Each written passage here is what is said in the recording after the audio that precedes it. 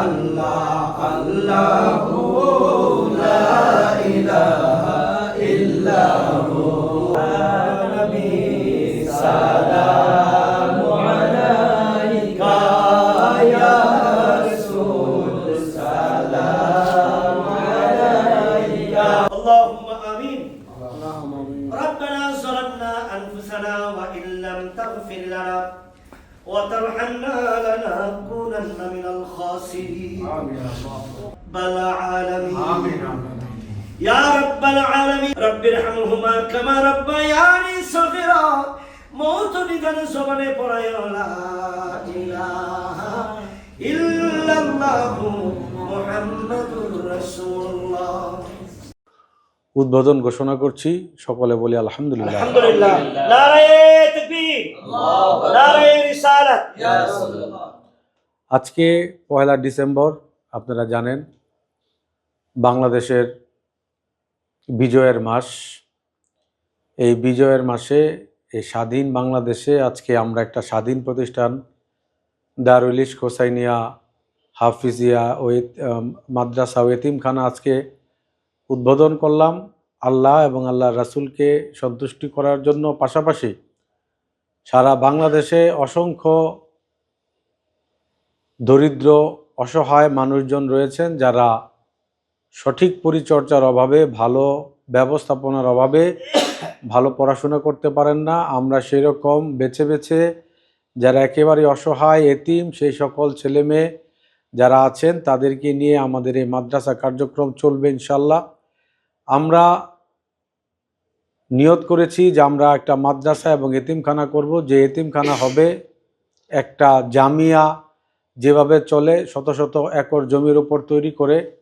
ইনশাল্লাহ সেই ভিত্তিপ্রস্তর আজকে 1 ডিসেম্বর 2025 সালে আজকে উদ্বোধন হলো।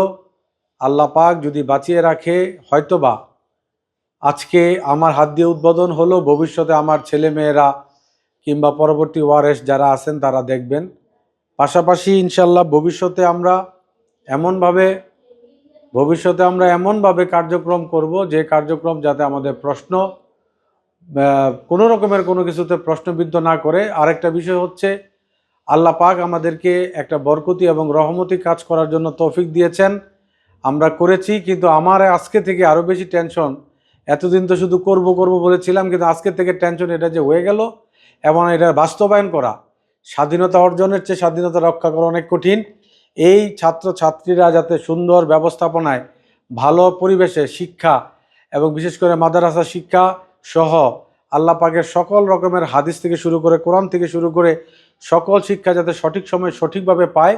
যারা ম্যানেজমেন্টের দায়িত্ব থাকবেন, যিনি মহতামিম থাকবেন এবং যারা এই মাদ্রাসার সাথে জড়িত আছেন, আমাদের তামিম মিল্লাত সাহেব এবং আমাদের শরীফুল হক যুক্তিবাদী, এদিকে আমাদের আব্দুল কাইম সাহেব আছেন, হাফেজ মাওলানা, আরও যারা আছেন, আবুল ভাই আছেন, আপনারা সকলে সহযোগিতা করবেন। আমাদের এই মাদ্রাসার কার্যক্রম কোনো রকমের যাতে প্রশ্নবিদ্ধ না হয়, আমরা কেউই ভুল ত্রুটির ঊর্ধ্বে না, কেউ কাউকে কোনো ভুল না ধরাই দিয়ে তাকে শুধরানোর জন্য ব্যবস্থা করবেন। এবং পাশাপাশি যারা ছাত্র আছে তাদেরকে সঠিক পরিচর্যা, যাতে সঠিক শিক্ষা তারা পায়, শুধু শিক্ষা না, তাদের চিকিৎসা, শিক্ষা, বাসস্থান, জামা কাপড় থেকে শুরু করে কোনো কিছু যাতে বাদ না থাকে সেই ব্যবস্থা আমাদের করতে হবে। আমরা অনেক বেশি ছাত্র হয়তো বা এখানে অ্যাডমিশন নিতে পারবো না, আমরা যতজনই নিব ততটাই যাতে সঠিকভাবে পরিচর্যা হয় আমরা চেষ্টা করব ইনশাল্লাহ।